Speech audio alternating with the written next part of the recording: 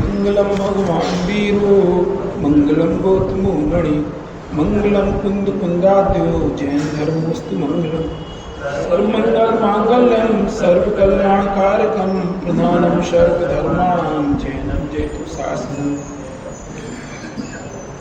वंदितु सर्वसिद्धे दुर्मचल मनोभवम गतिम पत्ते बुच्छामि समय पाहुण गुणमोषुद केली बणिदम ध्रुव अचल अरु अनुपम गति पाए हुए सब सिद्ध को मैं वंदे श्रुत केवल कथित कम समय प्राप्त को नमः समय साराय स्वानुभूत्या चकासते चित्स्वाय भावाय सर्वभावान्तरक्षते शुद्धात्म आश्रित भाव से सब भाव का परिहार रे यह जीव कर सकता सर्वस्व है वह ध्यान रे यह जीव कर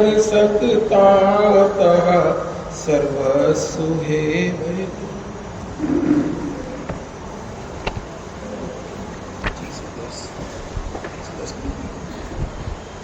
कल अपन ने जो तीसरे नंबर का कलश था, पहले कलश में अमृतचंद्र आचार्य देव ने शुद्धात्मा को नमस्कार किया, सिद्ध भगवान को शुद्धात्मा कहा है। दूसरे कलश में जिनवाणी को नमस्कार किया, जिसको उन्होंने सरस्वती की मूर्ति कहा है। और तीसरे कलश में आचार्य देव ने अपने भाव व्यक्त किए। इस टीका लिखने का फल मैं चाहता हूँ। आचार्य देव कहते हैं कि शुद्ध द्रव्यार्थिक नय की दृष्टि से तो मैं शुद्ध चेतन मात्र मूर्ति हूँ, किंतु मेरी परिणति मोह कर्म के उदय का निमित्त पाकर के मैली है, रागादि स्वरूप हो रही है। इसलिए शुद्ध आत्मा की कथनी रूप इस समाचार ग्रंथ की टीका करने का फल मैं चाहता हूँ कि मेरी परिणति रागादि रहित होकर शुद्ध हो और शुद्ध स्वरूप की प्राप्ति हो। मैं दूसरा कुछ भी ख्याति लाभ पूजा तक नहीं चाहता। इस प्रकार आचार्य देव ने टीका करने की प्रतिज्ञा गर्भित उसके फल की प्रार्थना की है। कल अपन ने शुद्ध द्रव्यार्थिक नय का शब्द मतलब समझा था। हमें जो बात कर रहे थे उसको बता दें, ये नयों की जो बात होती है न केवल समझने के लिए नहीं होती है, नयों की बात अपने प्रयोग करने के लिए होती है। अब हमें कब किस नय का प्रयोग करना है अपने दिमाग में रखना चाहिए।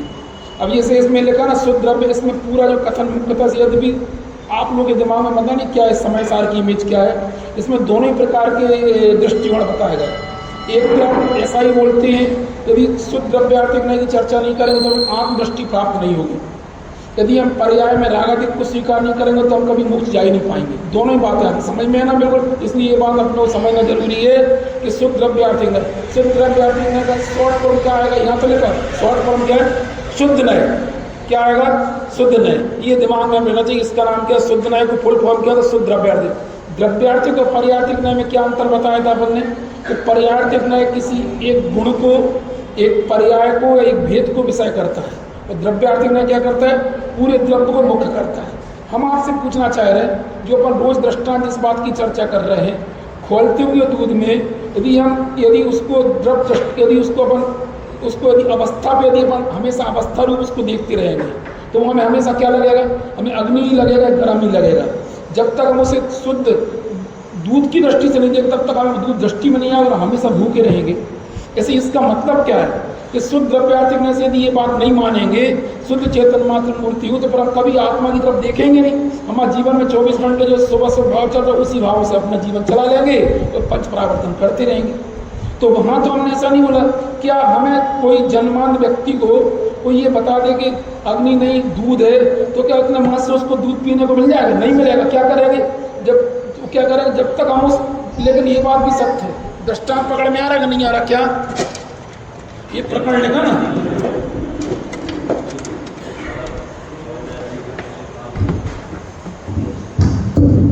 अपन रोज इस दृष्टांत का विचार करते हैं। दृष्टांत बहुत छोटा सा है, उसका भाव बहुत गहरा है। जो खोलता हुआ दूध है यदि 100 डिग्री सेंटीग्रेड पर खोल रहा है और जो जो चाय की केटली वगैरह लगाने वाले चलते हैं और वो जनमान व्यक्ति यदि कोई है, इस पूरे सिस्टम को क्या मानेंगे हम तो? अरे क्या मान रहे हैं? हम आपको ये बताना चाह रहे हैं कि शुद्ध द्रव्यार्थिक न्याय की मोक्ष मार्ग में उपयोगिता क्या है। क्या बोलना चाह रहे हैं, क्या बताना चाह रहे हैं? हमें जो कल हमने पढ़ा था शुद्ध द्रव्यार्थिक न्याय, इसकी मोक्ष मार्ग में शुद्ध द्रव्यार्थिक न्याय, द्रव्यार्थिक न्याय। कल हमने 3 बातें की, प्रमाण भी होता है, द्रव्यार्थिक न्याय भी और क्या होता है, पर्याय। हमें आपको बता दें कि बोर्ड में समझा दिया, आपको प्रैक्टिकल कैसा लगता है? 24 घंटे में न्यायों का प्रयोग करते हैं, नहीं आई समझ में? हमने कल केवल आपको थ्योरेटिकल की बातें बताई थी, प्रैक्टिकली कैसे करते हैं। जब भी हम कोई किसी व्यक्ति को देखते हैं, किसी को जानते हैं, सबसे पहले देखते हैं तो हमारी दृष्टिकोण सी कहलाती, प्रमाण कहलाती, ये बात क्या करते हैं। कभी भी कोई सिस्टम, किसी भी, जब भी हमारा ज्ञान किसी को विषय बनाएगा तो ज्ञान कौन सा होगा? तो मति ज्ञान होगा। और मति ज्ञान हमेशा क्या होता है? वो प्रमाण रूपी होता है, ये दिमाग में रखना। देखो हम आज उसका प्रैक्टिकल करके बता रहे हैं आपको। जब भी जैसे हमने आपको देखा तो सबसे पहले हमने देखा तो हमारा ज्ञान क्या प्रमाण है कि नहीं? कोई पूछ रहा तो क्या बोलो? मति ज्ञान हो, मति ज्ञान प्रमाण हो, क्योंकि मैं केवल काय में होती, श्रुत ज्ञान में होती, श्रुत ज्ञान में होती, मति ज्ञान में प्रमाण होता। प्रमाण है, प्रमाण का क्या होता है? जो मुख्यता गुणता किए बगैर जानता है उसको क्या कहते हैं? उसको प्रमाण कहते हैं। ये बात याद रखना, नहीं तो हमें प्रैक्टिकली तो करके बताएं, हम सब बताएंगे कि प्रमाण का कैसे अपन प्रमाण का उपयोग करते हैं। प्रमाण का सच्चा भी होता है, यहाँ पे प्रमाण का वो नहीं है। प्रमाण का क्या होता है? प्रमाण सम्यक ज्ञान प्रमाण है, तत् प्रमाण है, ये बात है, तत् प्रमाण है। पांचों ज्ञान के प्रमाण है, कौन से? मति श्रुतवादी बना कर केवल।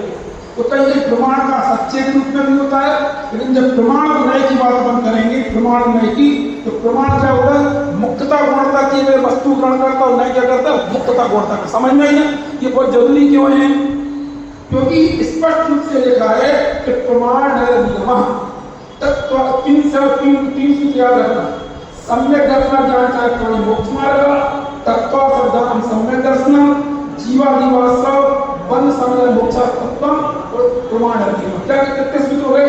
तो 6 हमने ये 4 सूत्र मुख्यता से याद रखना। कौन कौन सा? सम्यक दर्शन ज्ञान चाहे मोक्ष मार्ग, तत्व शब्दान सम्यक दर्शनम, जीवादिवासव। क्या बोलेंगे? मोक्ष मार्ग किसका नाम है? सम्यक दर्शन, सम्यक ज्ञान, सम्यक चारित्र, इन तीनों की एकता का नाम मोक्ष मार्ग है। सबसे पहले कौन सा शब्द आया? सम्यक दर्शन किसे कहते हैं? तत्वार्थ ध्यानम सम्यक दर्शनम। तो वे कौन से तत्वार्थ होते हैं? जीवा जीवाश्रव बंध समय मोक्ष तत्व। उनको कैसे जाना जाता है? हाँ, प्रमाण। मतलब ये 4-5 सूत्र इनके दिमाग में अपने थे, इसीलिए अपन ने कार्य चर्चा की थी, क्योंकि इसमें चर्चा गाड़ी आई है शुद्ध नहीं। शुद्ध नहीं क्या?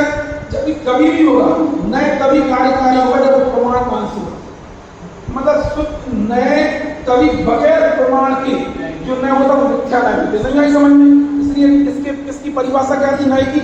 प्रमाण द्वारा रहित वस्तु के किसी एक अंश में प्रवृत्ति करने को नए कहते। बोलो।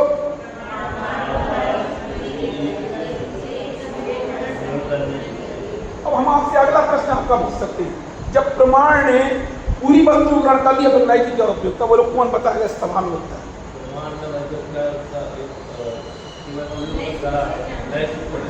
हाँ, चलो इनने उत्तर दिया है ना, इनका समझदार है, समझ में इनने बोला कि जैसे अपन सामने इस स्टेज पे से दूल्हा दुल्हन बैठे हैं, तो पूरे सिस्टम को क्या किया अपन ने? एट ग्लांस देखा। क्या किया? फिर का को फोटो खींचते बता, जैसे देखा तो वो सामान्य बने अवलोकन किया। नयों के माध्यम से वस्तु विशेष बने जाती जाती है। हमने क्या बोला? प्रमाण ने पूरी वस्तु ग्रहण कर लिया, तो अब नए की क्या जरूरत है? बोलो, नए की उपयोगिता जब तक हम उसको कंसंट्रेट होगी। अरे कितना लोग करते हैं? बोलो, आप लोगों ने सब अपने अपने शादी के एल्बम देखे होंगे, मतलब वहां से चले फिर और नजदीक में आए, फिर स्टेज का फोटो लिया, फिर हर प्रमाण के बाद में नए प्रमाण बंधन, फिर स्टेज की फोटो ली, फिर दूल्हे दुल्हन की ली, फिर अकेले है ना, अकेले दूल्हे की ली, फिर दूल्हे की अकेली चेहरे की ली, फिर चेहरे की अकेली आंखों की ली, फिर आंखों के बाद में बनते चले जाइए। तो आज समझ में आ रही है नहीं आ रही? ये करते प्रयोग क्या नहीं करती? बस ऐसे ही। क्योंकि जब तुमने उधर से फोटो ली है, उधर से दूल्हा सामान्य पर नजर आया। जब तक हम उसको मुक्त नहीं करेंगे तब तक उसकी महिमा नहीं आएगी। लोग कैसे ऐसे हम लोग इस महिमा ऐसे कर रहे हैं, ऐसे फोटो क्यों ऐसे ऐसे में नहीं देख रही कभी, फिर काय को ऐसे कर रहे बोलो क्यों करते बोलो क्योंकि उसको कर दो। जब आप सोचो, हम आपसे पूछना चाह रहे इस समय सार में काय की चर्चा चलेगी, शुद्ध द्रव्यार्थ निर्णय की।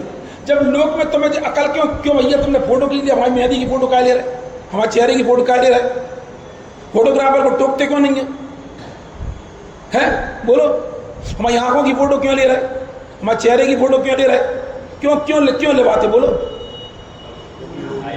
हाईलाइट क्या कह रहे, मतलब हाईलाइट करने के लिए इनमें 20 फोटो खिंचवाएंगे, क्या करने के लिए, पर आत्मा को हाईलाइट बिल्कुल नहीं करना चाहिए, वो सुंदर से परहेज करती नहीं आई समझ में। इनने जो खुद कह रहे क्या कह रहे काय फोटो खिंचवाई इतनी सारी, फालतू पैसे काय को दिए, हम तो एक ना खिंचवा दे। इनने कितनी खिंचवाई, 20 खिंचवाई, क्यों खिंचवाई, हाईलाइट करने के लिए।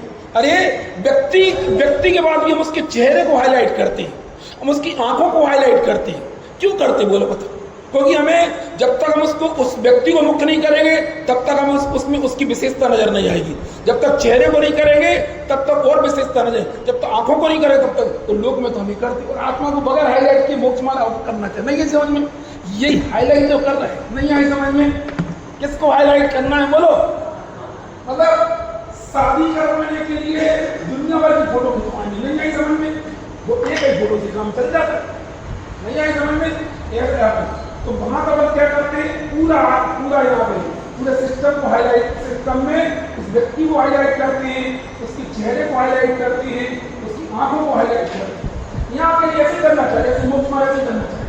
अरे यहाँ भी थोड़ा हाईलाइट क्या द्वारा होता है आत्मा बोलो, अरे बोलो, द्रव्यार्थिक न्यायों के द्वारा होता है। और द्रव्यार्थिक न्याय तो पहले एक गुण को जाना जाता है, ज्ञान है, दर्शन है, सुख है, वीर्य है, तत् है, अतत् है, बोलो क्या बोला, सत है, असत है, नित्य है, अनित्य है, एक है, अनेक है, भेद है, अभेद है, अस्तित्व, वस्तुत्व, प्रमेयत्व, प्रदेशत्व, कितना ज्यादा है बोलो तक। इन सब के बाद फिर उसके बाद में क्या करते हैं, फिर हाईलाइट नहीं करते, हाईलाइट करने के बाद उसको मुक्त करते हैं। क्या करते मुख्य ने, जैसे आपने वो है ना फुल्की बनाने के लिए इतनी बड़ी रोटी बनाई, उसमें क्या कर दिया, गप्पे बना दिए, फिर क्या कर दिया, उसको मुक्त कर, किसको करते रोटी नहीं, उसको मुक्त करते ना। बस ऐसी आत्मा को मुक्त करना चाहिए। 15वीं गाथा में बात आएगी, जो मुक्त व्यक्ति में होता वेदन में आता। जैसे पूरा 15वीं गाथा पूरा लिखा है, जिसने अबध स्पष्ट अनंत स्वरूप आत्मा का जानता है वो पूरे जिन शासन को जानता है। हमें अकेले जितनी बात हम पढ़ा रहे, अकेले केवल जानकारी के लिए नहीं पढ़ा रहा कि आपने जान लिया भाई ठीक है हम ऐसे, इसको मुक्त करना आना चाहिए। वही तो बोला नहीं पर्यायिक न्याय के बहुत सारे बनेंगे, लेकिन पर्यायिक न्याय का अभी वाला में वो केवल एक ही बनेगा, जिसको अपन बोलेंगे कर्मोपाधि निरपेक्ष शुद्ध द्रव्यार्थ, भेद कल्पना निरपेक्ष द्रव्यार्थ है, उत्पाद में भोग निरपेक्ष द्रव्यार्थ, बहुत सारे तरीके हैं। मतलब आत्मा एक ही प्रकार का है, लेकिन आत्मा को बताने के कई प्रकार होते हैं। अब चूंकि बात उठी है तो हम बता दे रहे। 14वीं गाथा का भावार्थ निकालो जरा, बात आपने कही है, बोलो 14वीं गाथा का भावार्थ। अरे अच्छा बहुत फास्ट निकाल रहा भैया पेज, कितने नंबर है?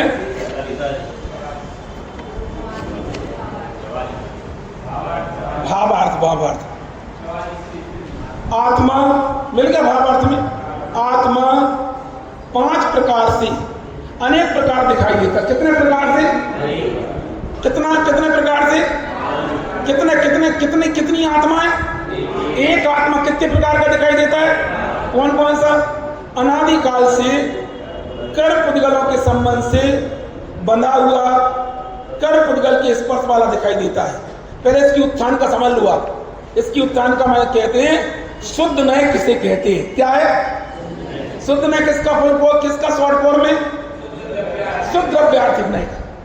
जो अभी मैंने पढ़ा, जो अमृतचंद्रा से क्या क्या बोला उन्होंने, शुद्ध द्रव्यार्थ का शॉर्ट फॉर्म क्या है, शुद्ध नहीं। बार बार हम नहीं कहेंगे। संकेत कुमार का नाम क्या है, संकेत कुमार कठरिया। अब तो कुमार लगा तुम्हारे मार्कशीटों में, हम लोगों के समय लगता था, अब बंद हो गया क्या, कुमार है शॉर्ट हो गया।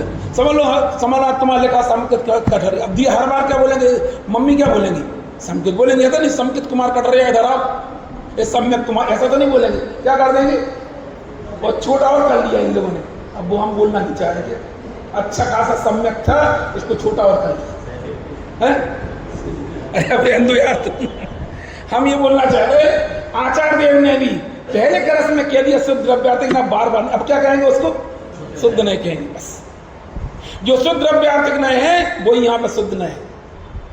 अब उनने क्या बोला, इसकी उत्थान का क्या है, शुद्ध नहीं किसे कहते हैं। उनने जो गाथा लिखी, हम पूरा नहीं बताओगे, अपन क्रम से चलेंगे तब अच्छा लगेगा। वहां पे अनबद्ध स्पष्ट अनन्य अर्जो नियत देखी आत्म को,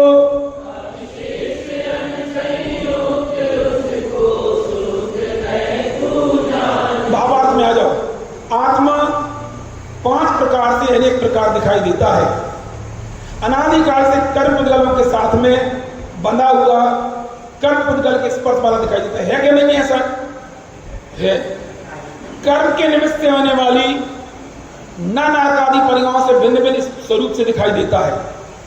तीसरा, शक्ति के अल्पादि प्रच्छेद घटते भी और बढ़ते भी है। यह वस्तु का स्वभाव से नित्य नियत एक रूप दिखाई नहीं देता। चौथा, दर्शन ज्ञान आदि अनेक गुणों से विशेष रूप दिखाई देता है। पांचवा, कर्म के निमित्त से होने वाले मोह राग द्वेष आदि परिणाम होकर सहित होने से कैसा दिखाई देता है। अब इसके बीच में क्या करना हमारे लिए, वेद विज्ञानी, इसके बीच में द्रव्यार्थ विनय का प्रयोग करना है। ये सब काय के प्रयोग हैं, ये 5 प्रकार काय के अशुद्ध द्रव्यार्थ। कौन से हैं, ये 5 अशुद्ध द्रव्यार्थ विनय के प्रयोग है। जब एक ओर से देखने पे आत्मा इस प्रकार का दिखाई देता है। हम इसलिए बोलना चाह रहे हैं, समय सार में एंट्री करने के पहले आपको नयों का सम्यक ज्ञान होना चाहिए। नहीं आई समझ में, पहले उनकी अवस्थाएं देखो कि अवस्था किस रूप में है, लेकिन हमें अवस्था के बीच में क्या देखना, अवस्था भान देखना है। अभी हमने क्या बोला कि आप इतना दुनिया में अपने आप को इतना हाईलाइट करते हो, अपने आप को हाईलाइट क्यों नहीं करना चाह रहे। वो है क्या नहीं है, पंडाल है क्या नहीं है, स्टेज है क्या नहीं है, और क्या है,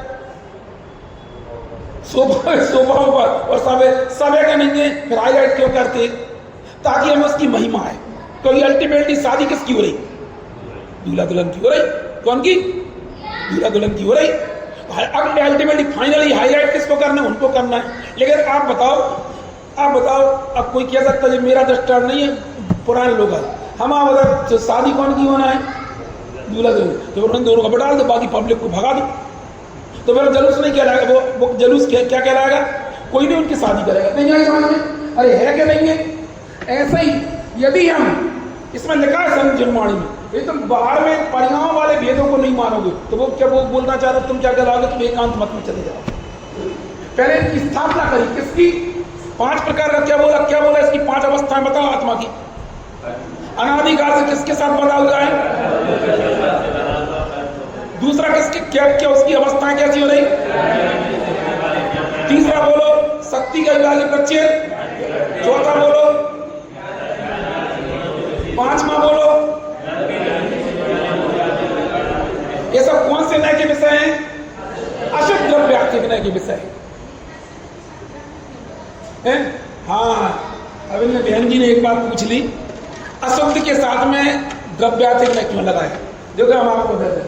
देखो, यदि वो अशुद्ध, अच्छा प्रश्न करेगा, यदि वो केवल अवस्था को विषय बनाएगा, पर्याय का विषय होगा, अवस्था से द्रव्य को विषय बनाएगा तो वो अशुद्ध द्रव्यार्थ है। बोलो, जल्दी बोलो। यदि केवल रागारिक अवस्था को विषय बनाएगा तो पर्याय नहीं कहलाएगा, अवस्था से द्रव्य को विषय बनाएगा तो अशुद्ध द्रव्यार्थ नहीं कहलाएगा। बोलो, नहीं आई समझ में। अवस्था के लिए तो विषय बनाएगा पर्याय को, राग को विषय बनाएगा तो पर्याय नहीं कहलाएगा, रागी जी को विषय बनाएगा, बोलो बोलो बोलो, राग को विषय बनाने वाला पर्याय है, और रागी जीव को विषय बनाने वाला, और राग से निरपेक्ष आत्मा को विषय बनाने वाला। सब करते हो आप, देखो ये सब लोग में अपन प्रयोग करते हैं। फिर से बोलो, राग को विषय बनाने वाला पर्यार्थिक नहीं, रागी जीव को विषय बनाने वाला अशुद्ध द्रव्यार्थिक नहीं, और राग से निरपेक्ष जीव को विषय बनाने वाला द्रव्यार्थिक। अभी हम लोग सब करते हैं, आप लोग घर में सब प्रयोग करते हैं। हमें मुक्त करना आना चाहिए। हम दृष्टि में आत्मा, केवल आत्मा को जानना जरूरी नहीं है, आत्मा मुक्त करना भी आना चाहिए। हम करते हैं।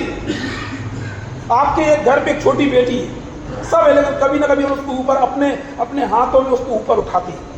जब जो हमारा सबसे निकटवर्ती होता है उसको मुक्त करते अपने जीवन में, हम अपने आत्मा को मुक्त क्यों नहीं करना चाहिए, ये बोलना चाहिए।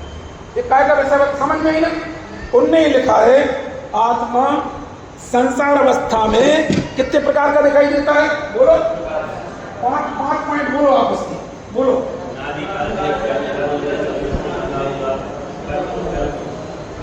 ये सब काय का विषय, प्रमाण का विषय है, नहीं आई समझ में। आत्मा संसार अवस्था में क्या पैदा कर्म के साथ क्या देगा, बोलो कर्म के साथ में बंधा और स्पर्श देना, ठीक है, कर्म के साथ में। दूसरा बोलो, कर्म के रूप से नर रूप पर्याय, नारद रूप पर्याय। तीसरा बोलो, शक्ति कई बार बचत घटते भी हैं, बढ़ते, जैसे किसी का ज्ञान कम है, किसी का ज्ञान ज्यादा। अभी उदाहरण के लिए समझना, बाकी गहराई नहीं ले जाना चाह रहा। हाँ, और बोलो,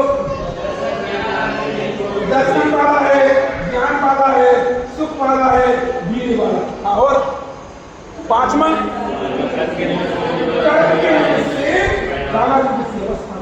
अब ऐसी स्थिति में हमें कौन से नए का प्रयोग करना है? ये सब 5 नए हैं। ये 5 कौन से वाले? ये सब व्यवहार नए। एक शब्द इनका नाम है ये व्यवहार नए। क्यों व्यवहार नए? किसी में पर की सापेक्षता है, किसी ने अभेद में भेद किया। व्यवहार नए किसे कहते हैं, बोलो। व्यवहार में जहाँ पर की सापेक्षता आती है उसको व्यवहार नए कहते हैं, अभेद में भेद करने को क्या कहते हैं, बोलो। व्यवहार नए के 2 काम बोलो, बोलो। क्या पर की सापेक्षता से कथन करते वो भी व्यवहार नए, और अभेद में वो भी व्यवहार नए। ये सब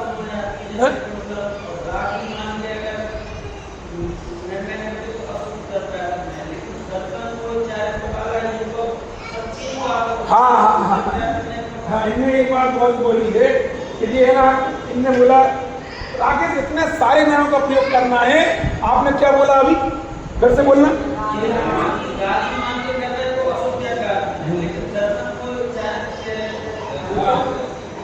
हमने उसको बता रहे उसका नाम है भेद कल्पना सापेक्ष अशुद्ध द्रव्यात्मक, जो आपने बोला। यदि हमने क्या बोला है, फिर से बोलो। आत्मा ज्ञान वाला, दर्शन वाला, सुख वाला, वीर वाला। ये क्या जाएगा, भेद कल्पना सापेक्ष, निरपेक्ष नहीं। अभी मैं भेद खड़े किए, भेद कल्पना सापेक्ष अशुद्ध द्रव्यात्मक, बोलो। अब हम एक गाथा बोल रहे हैं। चारित्र दर्शन ज्ञान भी व्यवहार कहता ज्ञान के, चारित्र नहीं दर्शन नहीं ज्ञान गायक। ये पहली लाइन में अशुद्ध द्रव्यार्थिक नहीं, दूसरे में कौन सा है, शुद्ध द्रव्यार्थिक नहीं। आत्मा में न ज्ञान है न दर्शन न चारित्र। पहला वाला कहलाएगा भेद कल्पना सापेक्ष अशुद्ध द्रव्यार्थिक है, दूसरा वाला कहलाएगा भेद कल्पना निरपेक्ष शुद्ध द्रव्यार्थिक है। बोलो, पहले में क्या किया, अभेद में क्या किया, भेद किया। अभेद में भेद करना भी ये भी अशुद्धता का प्रतीक होता है, क्योंकि अभेद में भेद करने से राम खड़ा होता है। क्या खड़ा होता है, अब बोलो बताओ। अब बहुत सारे, मतलब हम इसलिए बोलना चाह रहे, तो ग्रंथ से समय साथ इतने सारे लोग बैठे हैं, हम कौन कौन के बारे में सोचे किसको तुम्हारा समझे। ऐसी सभा भी है जिसमें एमए के लोग भी बैठे हैं। इस सवाल को बिल्कुल क्या समझ में ना, आप प्रश्न पूछोगे। इनने, इनका प्रश्न अच्छा था, इनने बोला जब दर्शन ज्ञान चाहे तो किसके भेद है, बोलो। तो आत्मा के उसने अशुद्धता क्यों लाए? अशुद्धता वैसी अशुद्धता नहीं जैसे राम देश वाली अशुद्धता नहीं। फिर हमने क्या किया, अभेद में क्या कर दिया, इसलिए हमने आप कह रहे थे उसके पहले ही मैंने दो बातें क्लियर की थी। अभेद में भेद करना ये भी व्यवहार है, और इसको किसी दूसरे की सापेक्षता से कहना ये भी व्यवहार है। और अब लगा आत्मा को हम कह किसको रहे, आत्मा को ज्ञान दर्शन वाला कहना। नहीं बोलो, जल्दी बोलो। अरे व्यवहार ने तो अलग, द्रव्यार्थिक पर्यार्थिक ने बोल के बता। आत्मा को ज्ञान वाला, दर्शन वाला, सुख वाला, वीर वाला कहना। कौन सा है? वेद कल्पना सापेक्ष अशुद्ध द्रव्यार्थिक है। बोलो। अब इसके बाद आत्मा, ना आत्मा ज्ञान वाला, ना आत्मा दर्शन वाला, ना आत्मा सुख वाला, ना वीर वाला। बोलो। वेद कल्पना निरपेक्ष सुख द्रव्यार्थिक। एक गाथा है, अभी बोल के बताइए, सातवीं गाथा निकाल। चारित्र दर्शन ज्ञान भी व्यवहार कहता ज्ञानी के, चारित्र नहीं दर्शन नहीं नहीं ज्ञान ज्ञायत सुर। क्या बोला जाए? एक में पहली लाइन में क्या किया? अभेद में क्या किया? भेद खड़ा किया। दूसरे में क्या किया? अभेद को क्या किया? भेद को क्या कर दिया? अभेद कर दिया। ये इतना जल्दी जल्दी अपन को है ना, मालूम अपने नयों का प्रयोग करना इतना अच्छा आना चाहिए। जैसे है ना, वो एक कौवे की गोलक होती ना, कौवे की गोलक, उसकी अंदर कितनी गोलक कितनी होती? गोलक यानी अंदर का आइटम कितना होता? एक होता ना, उसकी आंखें कितनी होती? आप समझ पाते उसकी आंखों अंदर केवल एक ही है।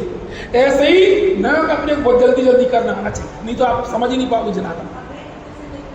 है फिर से बोले नहीं, आप किस टाइप की अभेदता की बात कर रहे हैं? कर्म की सापेक्षता की अपेक्षा बोलेंगे कर्म सापेक्ष। आत्मा को रागी कहना, ये कौन सा न्याय? बोल के बताओ। आत्मा को रागी कहना कौन सा न्याय? बोलो। है कर्मोपाधि सापेक्ष अशुद्ध द्रव्यार्थिक नहीं। और आत्मा को अरागी कहना, आत्मा को कर्मोपाधि निरपेक्ष शुद्ध द्रव्यार्थिक नहीं। बोलो। ये तो सब जना हम जल्दी जल्दी। प्रश्न क्या किसको रहे हैं? आत्मा में से कौन सा नहीं लगेगा? द्रव्यार्थिक। बोलो। क्या आत्मा को रहे?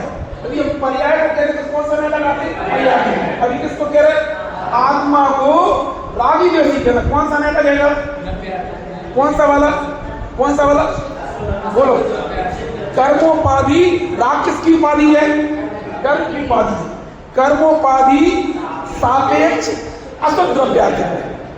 और आत्मा निराग, आत्मा ना ज्ञान वाला नहीं, आत्मा ना क्रोध वाला, आत्मा में क्रोध है, ना मान है, ना माया है, ना लोभ है। कर्मोपाधि निरपेक्ष शुद्ध द्रव्यार्थिक। ये जल्दी जल्दी प्रयोग करना चाहिए। डॉक्टर साहब ने मंगलाचरण में इतना बढ़िया बढ़िया लाइन लिखी है, ये सब लोग अपने जीवन में याद करने चाहिए। नए चक्र के संचार में जो चतुर में प्रतिबोध में, अब चक्र के संहार में जो प्रति समय संग। अब कैसे प्रयोग करना? जब भी परिणति में धारा बनता दिखाई दे तो तुरंत प्रतिक्रमण करना। जब प्रतिक्रमण करते करते अपन उसी रूप अपने आप को तो तुरंत अपने द्रव्यार्थिक नहीं होते, अपने दिमाग में कॉमन सेंस तो नए का प्रयोग करना चाहिए। यदि हम निश्चय में नहीं मानेंगे तब तो समझ में नहीं आएगा। व्यवहार में नहीं मानेंगे तीन समझ में नहीं आएगा। जी देखा इस समय साल में लिखा। यदि हम निश्चय में नहीं मानेंगे तब तो समझ में नहीं आएगा। व्यवहार में नहीं मानेंगे तीन समझ में नहीं आएगा। इसी में लिखा ओभय न्याय गुरुदन श्री स्याद पदांक के जिन बच सिर मनते ये स्वयं मानते। इसी में आएगी बात। अभी हम थोड़ा सा जो प्रकरण हमने लिया था, हमने काय के लिए लिया था, ये सब क्यों घुमाया? क्योंकि कलश में काय की बात आई थी तो आचार्य देव ने क्या बोला था? उनकी दो अपोजिट बातें बोल के बताओ।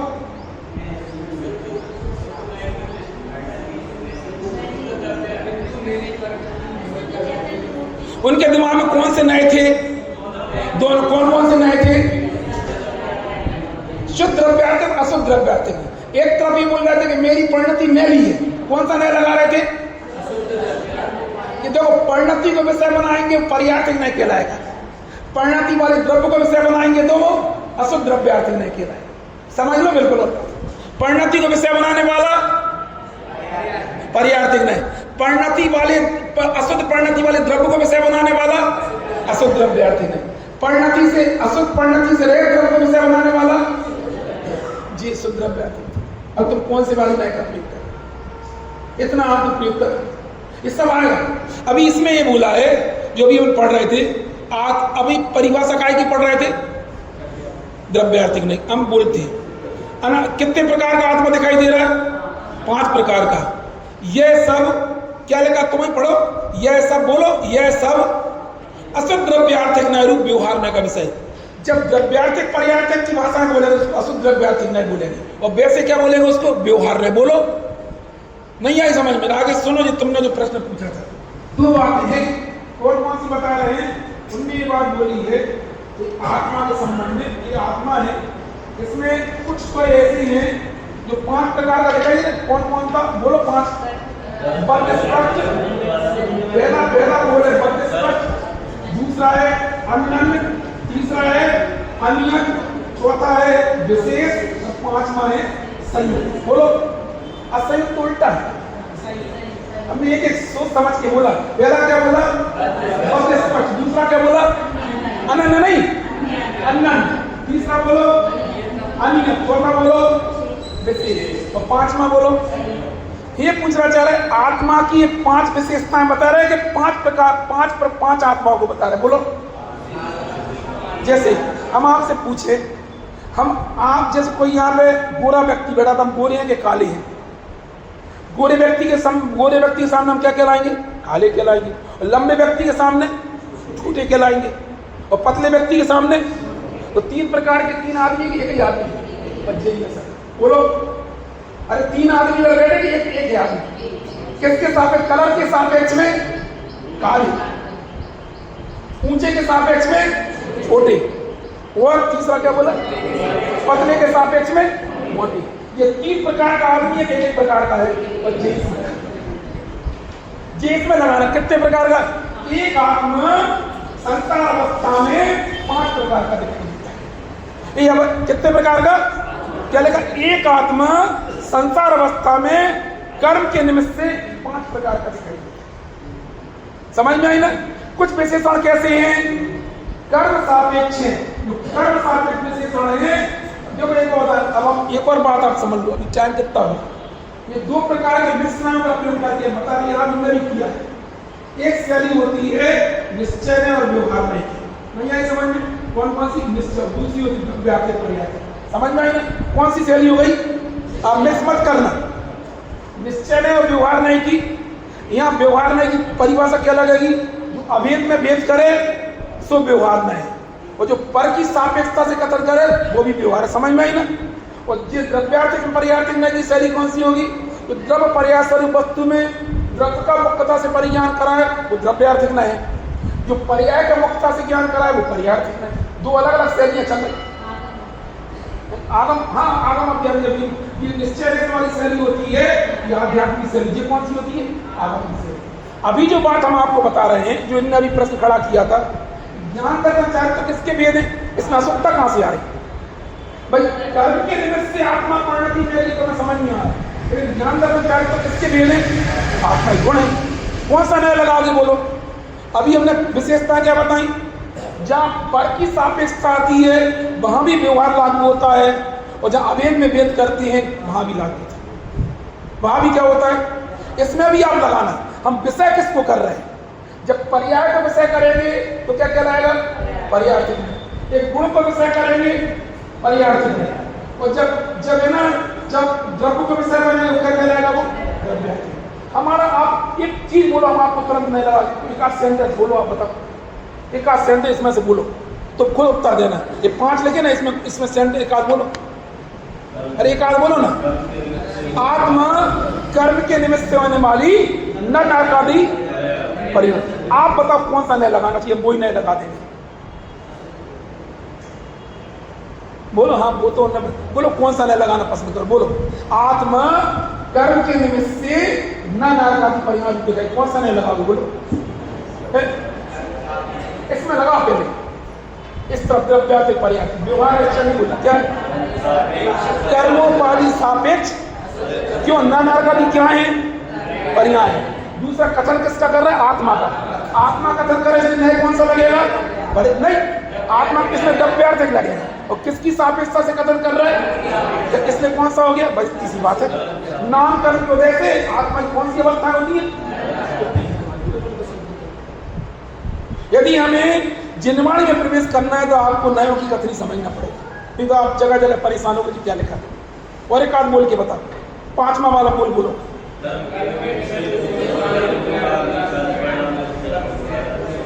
अब इसमें पांचवा बोले किसके साथ संयोग दिखाई दे रहा? बोलो। कर्म के साथ। कौन सा न्याय लगेगा? बोलो। कर्मोपाधि सापेक्ष अशुद्ध लग जाए।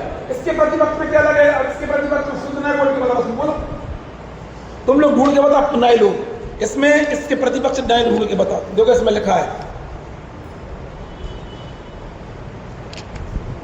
चल हम दूसरा बोले दे रहे, इसकी टीका में ढूंढवा रहे हैं हम आपको। इस बात को चौथी पांचवी लाइन में लिखा कि नहीं लिखा? जैसे कमलनी पत्र जल में डूबा हुआ तो मिला कि नहीं मिला? टीका की पांचवी लाइन लेकिन मिला कि नहीं मिला? जैसे कमलनी पत्र जल में डूबा हुआ हो तो उसका जल से स्पर्शित होने रूप अवस्था से अनुभव करने पर जल से स्पर्शित होना भूतार्थ सत्यार्थ है। क्या कहना चाह रहे? क्या बोले? तुमने कभी कमल देखा कि नहीं देखा? जल में डूबा कमल देखा कि नहीं देखा? कमल जल में डूबा है कि नहीं डूबा है? डूबा है। लेकिन जब कमल को निकालोगे ना तो उसमें से जब बाहर निकालोगे तो कमल कैसा हो जाएगा? एक आध अपन को नैप पे रखना पड़ेगा क्या? क्यों? कभी कमल को आज निकाल के देखना था। क्या करोगे? जब कमल पानी में डूबा है तब ऐसा लगे पानी में पूरा स्पर्शित कर रहा। जब उसको ऐसा निकाल के देखेंगे तो उसमें कुछ भी निकलेगा। उसमें क्या है? नहीं आ रही समझ में। कहा सूखा निकलेगा गीला। क्यों सूखा? उसने पानी को स्पर्श किया ही नहीं है। जी आचार्य देव का दृष्टांत है जी। ऐसे ही जब हम इस आत्मा को कर्म के साथ में बना हुआ देखते हैं तो आत्मा कर्म के साथ बना हुआ दिखाई देता है। तुम जब इसको कर्म से स्पर्श देते हो तो इससे कर्म से बिल्कुल ही स्पर्श नहीं करना चाहिए, बोलना चाहिए।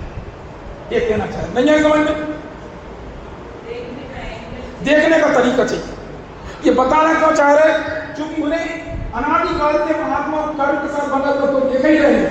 समय सार ग्रंथ में ये बता रहे हैं जिस काल में कर्म के साथ बना हुआ उस काल में उसने कर्म को कभी छुआ तक नहीं आए समझ में? क्या बताना चाह रहे? क्या बताना चाह रहे?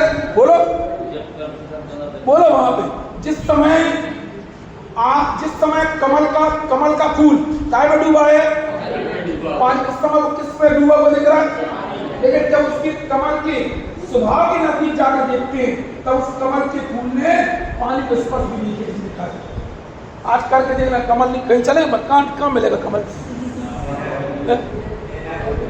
बाबापुर में बाबापुर में मिले। क्या करेंगे? उधर देखना जा रहे। हमने एक बार देखा, हमने जीव में से रुमाल निकाला, इसको सूखा कर दिया। सूखा जरूरत ही नहीं, वो सूखा ही नहीं। ऐसे ही ये दृष्टांत कितने गहरे दृष्टांत सरल है कि कठिन है? बोलो। क्या बोलना चाह रहे? आत्मा का कर्म के साथ में, कर्म के साथ बना है कि नहीं बना है? एक ओर से देखने में वो कर्म के साथ बना दिखाई देता है, लेकिन जीव स्वभाव के नजदीक जाके देखने पर उसने कभी कर्म को स्पर्श नहीं किया। ये बोलना चाहिए। अरे अभी एक तीसरा अभी ऊपर तो लगा रहा है, वो भी लगा रहे हैं, वही बता रहा। अभी पहले में तो ये बच्चे तुम समझो बन, तो अभी तो बहुत लंबी चलते क्या बोलना चाह रहे? किसमें? अरे ये पूछ रही दीदी ऐसी क्वालिटी आत्मा में कहां से? अरे स्वभाव हमें पता नहीं है उसमें है। हमने आज तक अनादिकाल से केवल कमलनी पत्र क्या देखा है? बस पानी से स्पर्श से देखा है। हमने अपने आप को बता हुआ देखा है, हमें कभी देखा ही नहीं। इसलिए आचार्य ने क्या बोल दिया? आत्मा ने आज तक कर्म को छुआ तक नहीं है। भैया जल्दी पहुंचे, जल्दी सुनो। ये ले दो जेवाल लंबा जेवाल। अच्छा है कम से कम आपको सुनते भजन से आराम दे दीजिए।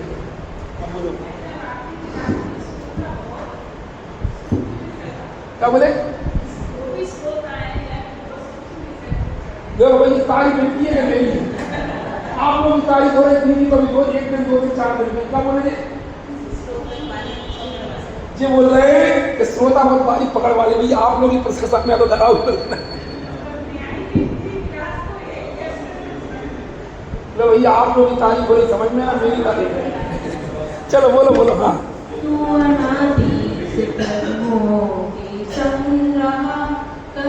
फिर भी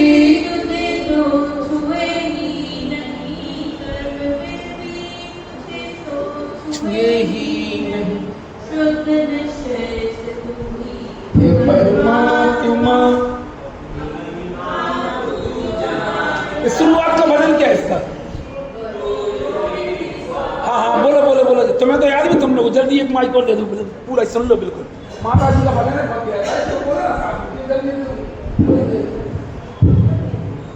वो इनका पूर्णमती माता जी का बहुत गहरा भजन है वो हाँ सुना सुना सुना हाँ बोलो तोड़ दे हाँ तोड़ दे सारे बंधन सदा के लिए ये मुश्किल नहीं आत्मा के लिए राग से भी जरूरी निज ध्यान है ध्यान चेतन का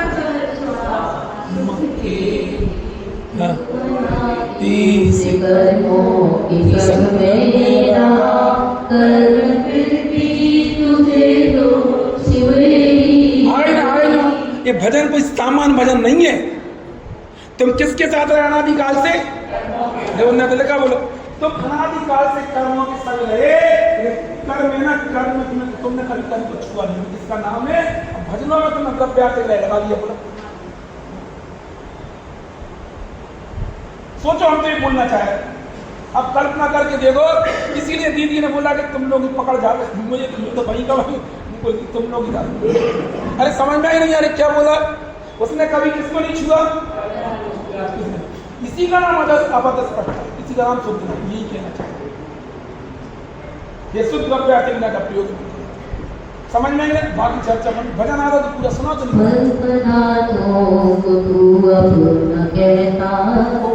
पर कभी ये तुम्हारे हुए ही नहीं पर कभी ये तुम्हारे हुए ही तुझ में भंडार है स्वार्थ गुणधाम का निज में भंडार है स्वार्थ गुणधाम का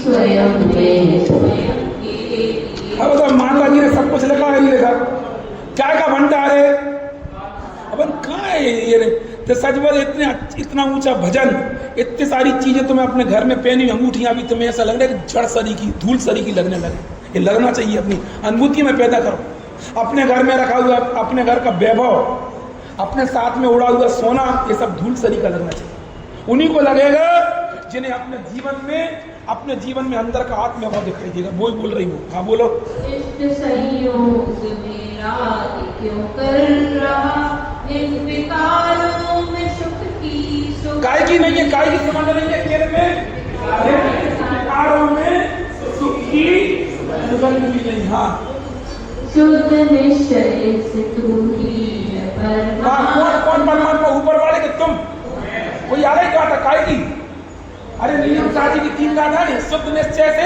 तू ही परमात्मा अपनी महिमा को क्यों जानता क्या बोला केवल परमात्मा होने पर भी क्या नहीं जान रहे उनका जीवन काय में निकल जाता है देह से पर अपने आप को देह को जर्जर करने से कोई नहीं रोक पाएगा आपको कितना करना वो सब करना हाँ